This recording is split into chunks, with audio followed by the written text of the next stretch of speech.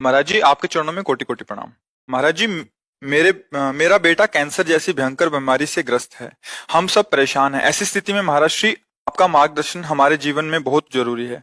से परेशान नहीं होना, पर मोह के कारण हम परेशान तो हो ही जाते हैं, क्योंकि हाँ, हमारा अपनापन हो जाता है ना कि मेरा बच्चा है। पर ये जीव आपसे अपना हिसाब लेके ही रहेगा।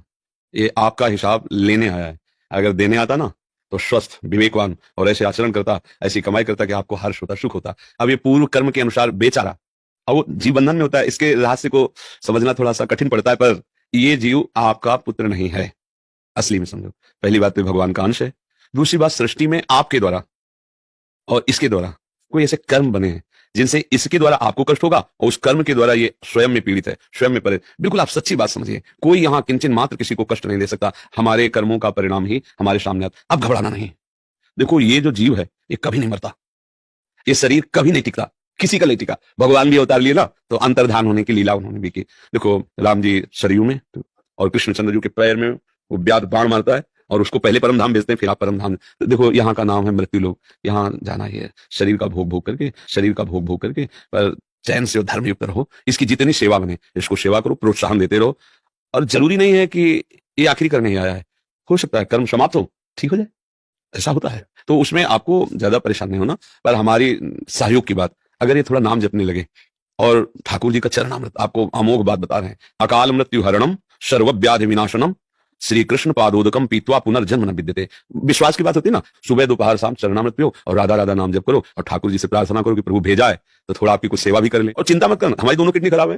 नहीं, क्या कर लिया, 18 वर्ष हो गए, 18 वर्ष इसका कष्ट सहते हुए। सुबह 5 उल्टी हुई होंगी हमारी। 2 बजे हम स्नान करते, 1:30 बजे लगभग उठ जाते, तो 5 हिम्मत नहीं कि हम निकल सके। जब आए तो ऐसे धीरे धीरे धीरे धीरे धीरे। और देखो, सत्संग और सब दिनचर्या चल रही, दोनों किडनी इस हालत में है कि अगर हम अपने को जरा सा छूट दे दे तो बिस्तर से ना उठ पाए। ये जैसे लोग त्याग रहने दो सत्संग मत। हमका अगर एक दिन हमने छोड़ा तो ये मार देगा मन कि अरे हमें बहुत कष्ट है। बिल्कुल नहीं, इसको हम रगड़ रहे हैं। जैसे ना पता है कि बेईमान नौकर भागी जाएगा, तो भैया जितना काम करवा लो भाग तो जाएगा ही। ऐसे ही हम इससे व्यवहार करते हैं शरीर से, ये जाएगा, ये बेईमान है, हमारा साथ देगा नहीं। अब इसे जितना कर लो। तो माता पिता के रोज चरण छुओ और नाम जप करो। प्रभु से एकांत में तुम स्वयं प्रार्थना करो, प्रभु आप सर्वसम्मत हैं। यहां आने वाले व्यक्ति को हानि कति नहीं है, और कति ज्ञान सुनकर समर्पित हो आओगे तो आपकी कैंसर का बाप भी ठीक हो जा। भगवान किसे कहते हैं, वाह भाई वाह। यहां पर कम से कम लाखों भक्तों के कैंसर तक के रोग ठीक हो चुके, जिन समर्पित भाव से परमात्मा पर विश्वास करके नाम लिया और मर्यादा निभाई।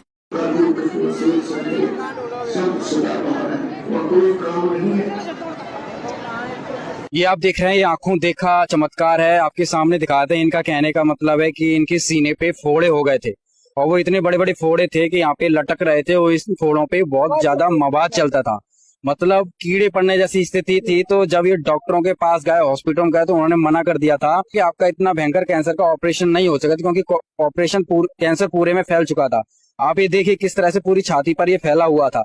अचानक संत रामपाल जी का ये कह रहे हैं कि संत रामपाल जी की ये भक्ति करने के बाद ये फोड़ा अपने आप फूट गया, अपने आप ठीक हो गया, अपने आप ही ये इस चीज से ले ली।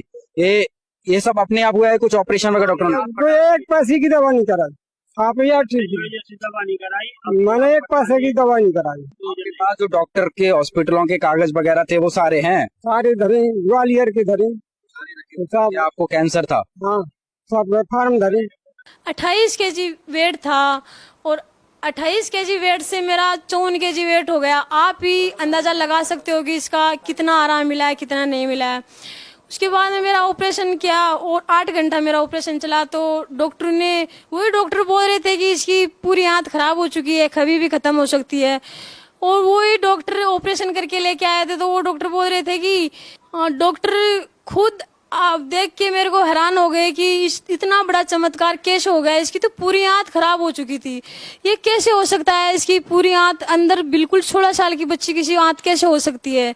ये तो एक चमत्कार ही है सर। सबसे बड़ी हैरानी की तो ये बात है कि मेरी पूरी आंतें खराब, और उसके साथ में मेरे प्रेगनेंसी, और वो भी बेटी, और एकदम स्वस्थ है।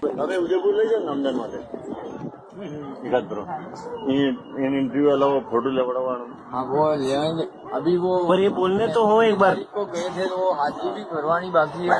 सत्यसाहेब जी आपने एक हाजिरी भरवाई है। उपदेश कब लिया है जी आप एक बार बता दें उपदेश कब लिया आपने देश की तारीफ तो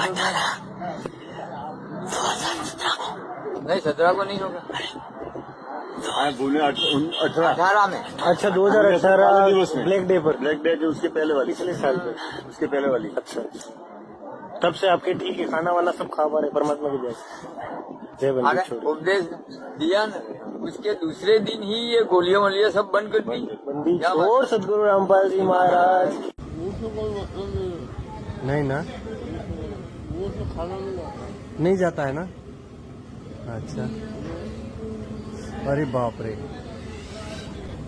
ये देखो बाप रे डॉक्टर ने क्या बोला था आपको अच्छा कितने दिन में अच्छा बोला था 2-4 दिन में ही मर जाओगे हाँ और